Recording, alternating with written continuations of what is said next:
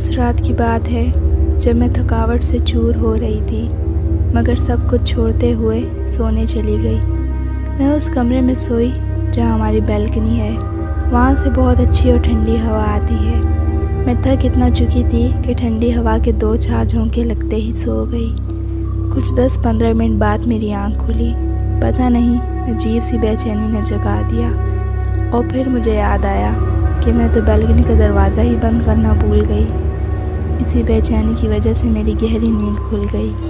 खैर, इन बातों को नज़रअंदाज करते हुए मैं उठी और बैल्कनी का दरवाज़ा बंद कर दिया, क्योंकि मुझे आदत थी। मैं दरवाज़ा लॉक करके सोने के लिए दोबारा बिस्तर पर लेटी और सो गई। मैं गहरी नींद में चली गई। अचानक कुछ अजीब सी आवाज़ों से फिर मेरी आँख खुल गई। मैं उठकर बैठी। मुझे अब इतना गुस्सा आ रहा था कि मैं 2 दफ़ा गहरी नींद से उठ चुकी हूँ।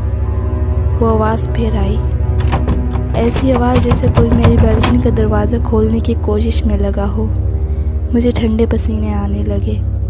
मैं दिल ही दिल में ख़ुद को दिलासा दे रही थी कि कुछ नहीं है, मगर वो आवाज़ बढ़ती जा रही थी और मेरा दिल इतनी तेज़ धड़क रहा था, मुझे समझ नहीं आ रहा था कि क्या करूं।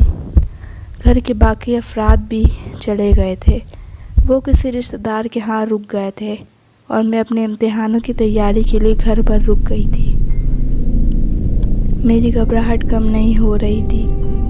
मैंने हिम्मत की और उठी और पूछा, कौन है वहाँ? मुझे कोई जवाब नहीं मिला।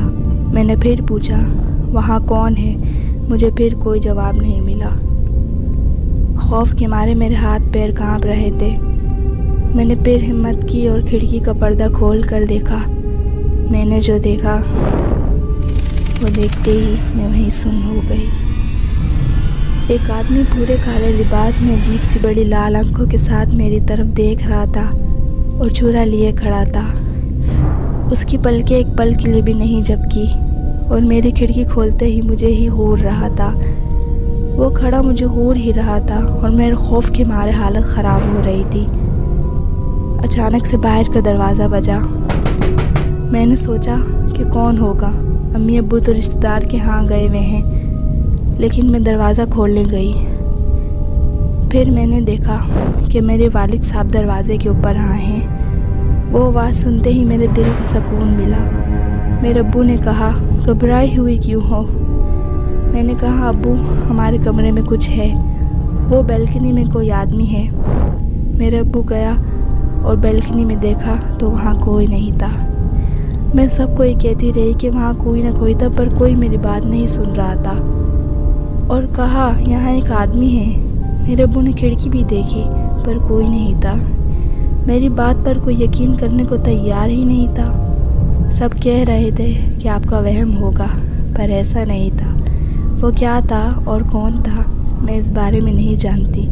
बस इतना जानती हूँ कि उस दिन वहाँ कोई था।